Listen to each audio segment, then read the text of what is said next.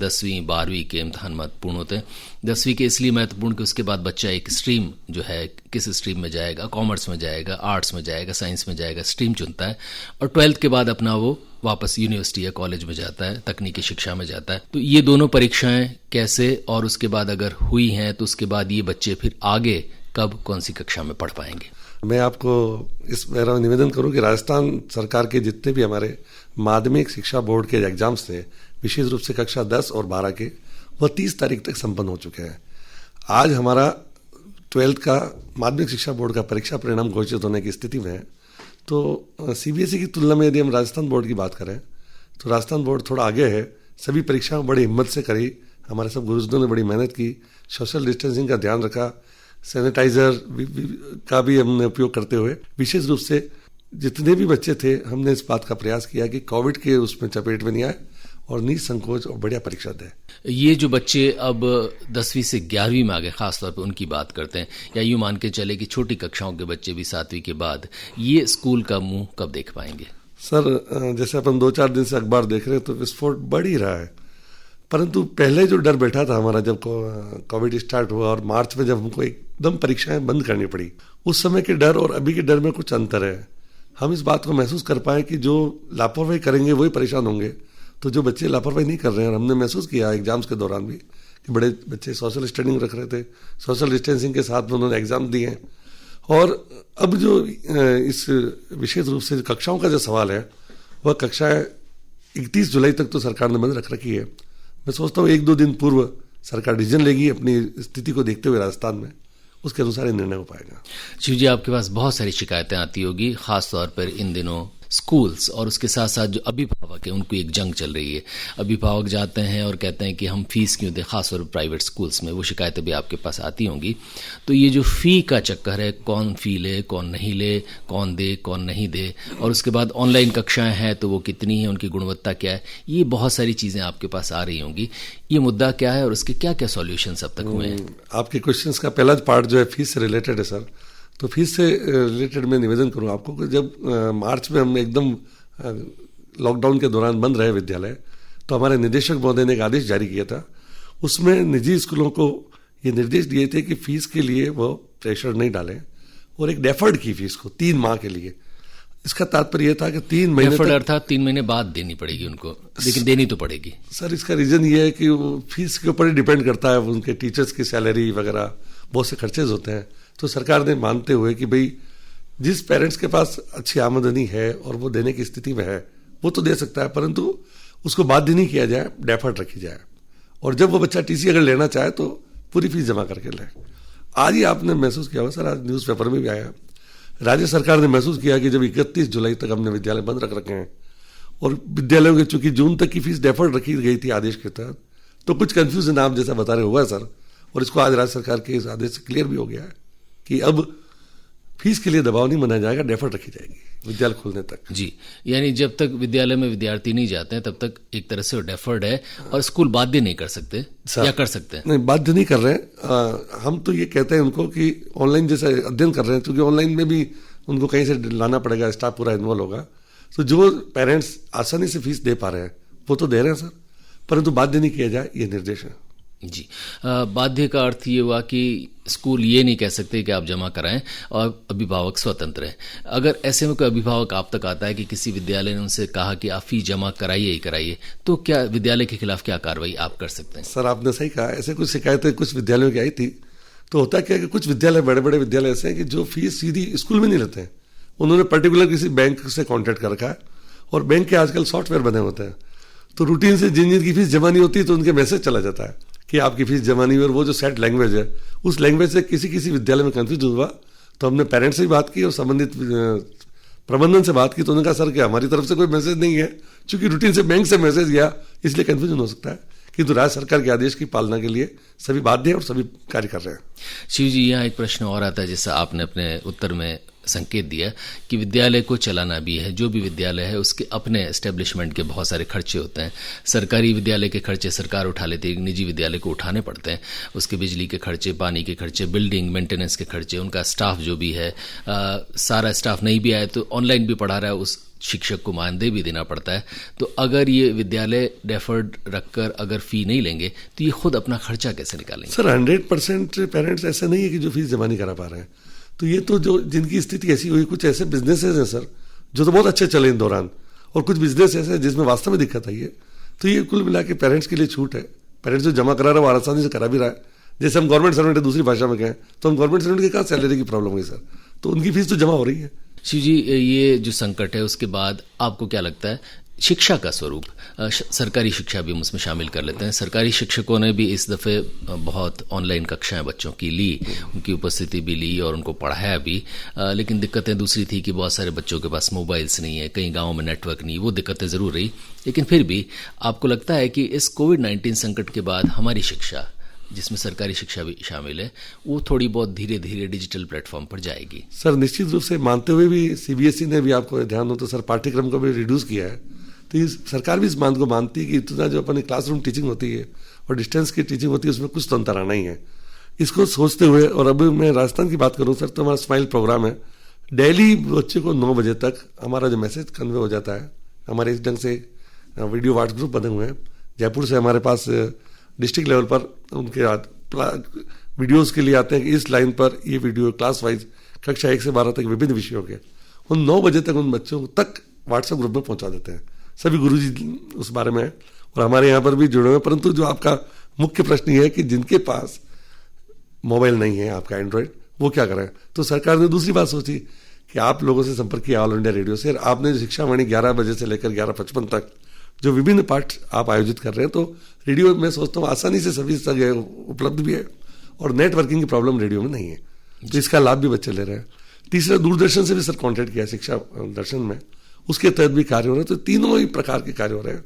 दूरदर्शन से ये कि बच्चा, रेडियो और दूरदर्शन से दोनों ही ये लाभ है कि एक रेडियो से 10 या 20 बच्चे भी प्रभावित हो सकते हैं, लाभान्वित हो सकते हैं, दूरदर्शन से भी हो सकते हैं। तो इसमें एक ही रेडियो या एक ही टीवी से ज़्यादा बच्चे लाभान्वित हो रहे हैं। जी शिव जी, बच्चे जो हैं खासतौर पर शिक्षा इन्होंने जो प्राप्त की, आप मानते हैं कि जो क्लासरूम शिक्षा है उसकी गुणवत्ता और ये जो बच्चा रेडियो टीवी से जैसे भी या किसी भी माध्यम से पढ़ रहा है, इसकी गुणवत्ता में कहीं न कहीं अंतर है? निश्चित है सर। अभी जैसे मेरी ग्रांड डॉटर है, कक्षा 2 में है, सेंट मेरी में, तो वो जब लैपटॉप पे देखती करती तो आखिर बच्चे जैसे 5-6 बच्चों की एक साथ आवाज़ आ रही है उसमें, तो क्लासरूम और उसमें तो डिफरेंस आना ही है सर। परंतु इस बारे में एक प्लस पॉइंट अगर अपन सोचा पॉजिटिविटी, तो बच्चे को ऑनलाइन सीखने का अवसर मिल रहा है। ऑनलाइन लर्निंग फ्यूचर में इतना छोटा बच्चा भी सीख पा रहा है जो कि हम बड़े को बहुत मुश्किल से सीख पा रहे हैं। ये प्लस पॉइंट तो है सर। जी शिव जी, यहाँ एक और पाठ्यक्रम और पढ़ाने का मुद्दा भी आता है। ये देखा गया है कि शिक्षक जो पढ़ा रहे हैं, जो ऑनलाइन भी कक्षाएं ले रहे हैं, वो जो ऑलरेडी आपका जो बहुत सारी चीज़ें इंटरनेट पर उपलब्ध है, खासतौर पर दृश्य ऑडियो विजुअल में, उसी को देखकर अपना पाठ्यक्रम बना रहे हैं। जो सामग्री उपलब्ध है उसी को दोबारा अपने ढंग से अपने हिसाब से प्रस्तुत कर रहे हैं, जिसकी गुणवत्ता पता नहीं कैसी होगी। तो अपने हिसाब से, अपने पाठ्यक्रम के हिसाब से और अपने अंदाज में पढ़ाने का जो अध्यापक का होता है, वो कहीं से उधार न ले, ये चीज़ कैसे आप सुनिश्चित करते हैं? सर इस बारे में हमारे राजस्थान ने स्टार शिक्षकों की मोटिवेशन किया। हर टीचर्स को मोटिवेट करने के बाद कहा कि आप अपने जो पाठ्यक्रम है उसको किस ढंग से बेहतर पढ़ा सकते हैं, किस टॉपिक को बढ़िया पढ़ा सकते हैं। उन लोगों ने 2-2, 3-3 मिनट की वीडियोस भेजी सर। तो पूरे राजस्थान में ऐसे टीचर्स ने जिन्होंने वीडियो भेजी, उनको हमने स्टार शिक्षक की उपाधि दी सर। और वो विभिन्न विषयों के ऐसे ऑडियो स्वयं बना रहे हैं जो नेट से चोरी गई है नहीं, दूसरी भाषा में नकल की गई नहीं है, उनके सेल्फ है, अपने प्रयास से। बच्चे जिन्होंने अभी इम्तहान दे दिए 10वीं 12वीं के दूसरे एग्जाम, बच्चों के लिए मार्कशीट की बहुत अहमियत होती है। उससे ले जाते हैं, कुछ लोग फ्रेम करवा के भी रखते हैं, आगे भी काम आती है। कुछ बच्चे जो आगे जा रहे हैं वो माइग्रेशन वगैरह सर्टिफिकेट भी लेते हैं। तो अब कोविड में चूंकि फिजिकल डिस्टेंस और बहुत सारी चीज़ें, तो बच्चे ये आसानी से प्राप्त कर पा रहे हैं टीसी या दूसरी चीज़ें। सर बहुत अच्छा क्वेश्चन है आपका सर। स्कूलों में जरूर छुट्टियां है बच्चों के लिए, किंतु राज्य सरकार ने हमको निर्देश दे रखे हैं कि जितने गुरुजन विद्यालय में जा रहे हैं मुख्य रूप से मार्कशीटों की पूर्ति करें। तो ये प्रक्रियाधीन है, हमारा मैक्सिमम जगह काम कंप्लीट हो चुका है। इसके बाद का विशेष प्रयास किया जा रहा है कि बच्चों को मार्कशीट समय पर मिले। कोई बच्चा यदि बाहर जाना चाहता है तो उसको टीसी टाइम पर मिले। जी शिव जी, ये बताएं कि इस कोविड-19 संकट के बाद में क्या ऐसा कुछ सरकार या शिक्षा विभाग के स्तर पर सोचा जा रहा है कि अब कुछ अध्याय या कुछ बेसिक बातें हेल्थ और हाइजीन के लिए हर बच्चे के पाठ्यक्रम में जोड़ दी जाए? सर, हम जब ABL मेथड की बात करते हैं छोटे बच्चों के विशेष रूप से टीचिंग में एक्टिविटी बेस्ड लर्निंग की, तो एक्टिविटी करने की बात है तो जो एक्टिविटी एक तो क्लासरूम में की जाए और इनको अगर बच्चे को बता की जाए तो ये भी इस बारे में एक अच्छा कुछ ऐसे पॉइंट हैं जो किए जा सकते हैं, क्योंकि सोशल डिस्टेंसिंग बहुत ही अब अहम मुद्दा हो गया है। तो हम जो ग्रुप एक्टिविटी करते थे उसमें हमको सोचना पड़ रहा है, हम इसको डिस्टेंस रखते हुए कौन सी एक्टिविटी की जाए उस बारे में रिवाइज कर रहे हैं। आपके जो PTI कहलाते हैं शारीरिक शिक्षक, वो चूंकि अब बच्चे हैं ही नहीं तो उन्हें क्या करवाएंगे, और उसके साथ साथ लेकिन ये भी एक मुद्दा आ जाता है कि हेल्थ हाइजीन के साथ अब एक और चीज़ आ गई, वो है कि आप में इम्यूनिटी कितनी है। तो क्या ये शिक्षक उस कार्य को करने के लिए कुछ प्रयास कर रहे हैं? सर, जैसे छोटे बच्चों की बात कर रहे थे, MDM के अंतर्गत आपको ध्यान हो तो हमारे यहाँ पर बच्चियों में विशेष रूप से आयरन की कमी वाली बात ट्राइबल में पाई गई। अभी जो जिला कलेक्टर हैं वर्तमान में आनंदी जी, उन्होंने बहुत अच्छा प्रोग्राम हमारे चलाया, चुप्पी तोड़ो अभियान। उसमें मैक्सिमम बच्चियों का हेमोग्लोबिन टेस्ट लिया सर। टेस्ट लेने के बाद ये पाया कि चूंकि खान पान ही इस प्रकार का है कि उनकी हेमोग्लोबिन कम रहता है, तो उन्होंने एक सभी स्कूलों को निर्देश दिए जिनके बाउंड्री वाल है और जिनके पास पानी की सुविधा है। तो जो सर्जने की फली वाली बात उन्होंने कही कि जैसे अपन धनिए के पत्ते डालते हैं सब्जी में, इस प्रकार सर्जने के भी अगर पत्ते डाले जाएं तो आयरन रिच रहेगा। तो ये मैक्सिमम स्कूलों में हमने इसका पौधारोपण किया। लोहे के बर्तन में पकाएं तो भी उससे फर्क पड़ता है। हाँ, तो एक उन्होंने कहा था कि शक्कर की जगह गुड़ यूज करें। तो ऐसे 3-4 जो बातें थी उन बातों को हमने स्प्रेड किया और हमने प्रयास किया कि MDM के तहत। आपके पास जो टीम है, अध्यापकों की टीम, उसको बहुत सारे काम करने पड़ते हैं, और बीते दिनों जब शिक्षा का कार्य इस ढंग से नहीं हुआ तो उन्होंने बहुत सारे क्वारंटाइन सेंटर में ड्यूटियां दी और रजिस्ट्रेशन कर रहे हैं, बाहर से आ रहे प्रवासी मजदूरों की लिस्ट बना रहे हैं, बहुत सारे ऐसे काम जो मूलतः शिक्षक के नहीं उन्होंने किए हैं। तो ये कार्य क्या उनके पास बने रहेंगे या धीरे धीरे आप उन्हें इनसे मुक्त कर रहे हैं? सर, सरकार ने मैक्सिमम स्कूल खुलते ही और विशेष रूप से जिन जिन जगह बोर्ड के हमारे सेंटर्स थे तो जिला कलेक्टर महोदय ने, रेजिडेंट साहबा ने उन सब टीचर्स को उसमें फ्री कर दिया। किंतु मैं सोचता हूँ कि आपदा प्रबंधन हमारे जीवन से जुड़ा हुआ मुद्दा है, तो ये टॉप प्रायोरिटी का वर्क है और शिक्षकों ने बहुत खूबी से निभाया। हमारे शिक्षा मंत्री महोदय, इवन CM साहब भी इसकी बधाई दे चुके हैं कि शिक्षण कोरोना योद्धा के रूप में कैसे काम किया। शिक्षक अब उनको भी पढ़ाने की ललक होती है कि हम पढ़ाएं, क्योंकि वो शिक्षक बने तो उनके अंदर कहीं न कहीं कोई जज्बा है कि हम बच्चों को पढ़ाएं और पढ़ा के उनको ज्ञान के जरिए उनको जीवन का रास्ता दिखाएं। ये जो शिक्षक इन दिनों पढ़ा नहीं पा रहे हैं, तो क्या विद्यालय में जाते हैं और जाकर क्या कर रहे हैं? सर, वीडियो कॉलिंग बहुत अच्छा साधन है, परंतु वही बात आप वापस कहेंगे कि सबके पास नहीं है, पर जिन जिन के पास है उनसे शिक्षक जुड़े हुए वीडियो कॉलिंग करते हैं। और मैंने निवेदन किया कि स्माइल प्रोग्राम जो हमारा चल रहा है निरंतर 13 मई से लेकर आज दिनांक तक अभी प्रतिदिन उनके पास कोई न कोई वीडियोज जा रहे हैं, टीचर से बात की जाती है। इवन हमने कह रखा है प्रत्येक टीचर 5-5 पेरेंट्स से प्रतिदिन बात करें कि बच्चा क्या कर रहा है, पढ़ रहा है, नहीं पढ़ रहा है, क्या दिक्कत आ रही है। इस प्रकार प्रयास किया जा रहा है। शिव जी, इसमें शिक्षकों की बहुत सारी दिक्कतें हैं। पहली दिक्कत तो ये कि बहुत बार अभिभावक और गांव में जो मोबाइल का चक्कर होता है, पिताजी के पास मोबाइल है, भाई के पास है, लेकिन जो बच्ची पढ़ रही है उसके पास मोबाइल नहीं है, अगर है तो भाई दे नहीं रहा है, और उसके बाद बात करते हैं तो वो कुछ बच्चे पढ़े ना पढ़े वो कई दफ़े झूठ भी बोल लेते हैं। तो बहुत सारी परेशानियां इस तरह की आती है जिसमें शिक्षकों को कई बार अभिभावकों या बच्चों का उनकी प्रैक्टिकल प्रॉब्लम्स की वजह से सहयोग नहीं मिलता। ऐसे में क्या करते हैं? सर, सबसे बड़ी बात है कि 9 बजे हम लोग जो जयपुर से हमारे पास जो मैटर आता है उसको हम हमारे विद्यालयों के PO तक पहुंचाते हैं। PO आजकल नया पद बन गया सर। हर पंचायत के जो सीनियर स्कूल के प्रिंसिपल्स हैं, हेड पंचायत प्रारंभिक शिक्षा अधिकारी, उनके ग्रुप में हम डाल देते हैं। उनकी ड्यूटी है कि वो संबंधित शिक्षकों को डालते हैं, सब्जेक्ट वाइज, क्लास वाइज, सभी ने व्हाट्सएप ग्रुप बना रखे हैं। जैसे ही ग्रुप में सेंड होता है, दिन भर उनके पास टाइम है सर। यदि पेरेंट्स उनके दिन में किसी काम से गए तो शाम को जब पेरेंट्स आएंगे तभी दिया जा सकता है। आधा पौन घंटा कभी भी निकल सकता है, अगले 24 घंटे के बीच में कभी भी इस बात को किया जा सकता है।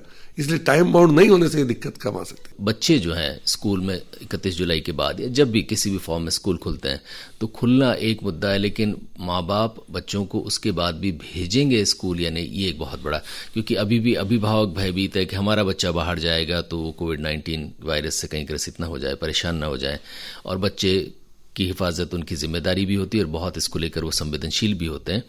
तो ये जो अभिभावकों का डर है जब भी स्कूल खुलते हैं, ये कैसे दूर होगा? और उसके बाद क्या आप मानते हैं कि स्कूलों में उपस्थिति इतनी ही हो पाएगी जितनी पहले थी?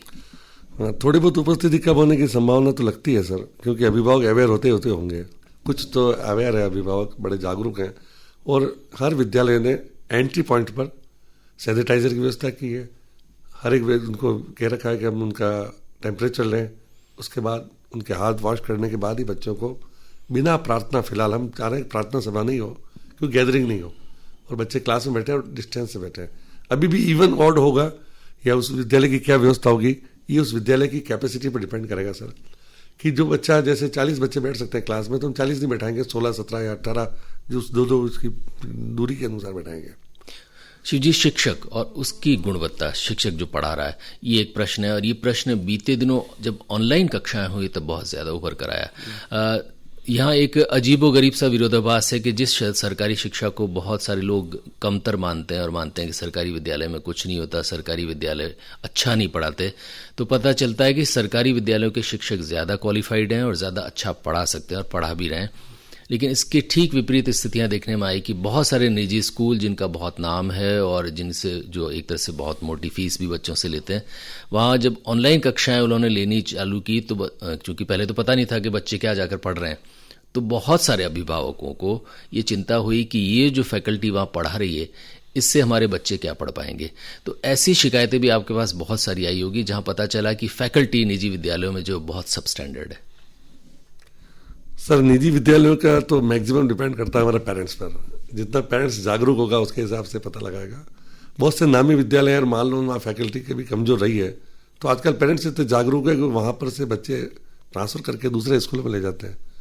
निश्चित रूप से अब इस बात पर डिपेंड करेगा कि वहाँ की फैकल्टी अपने आप को कितना अपडेट हो रही है और कितना इस IT के युग में बच्चों का लाभ दे पा रही है।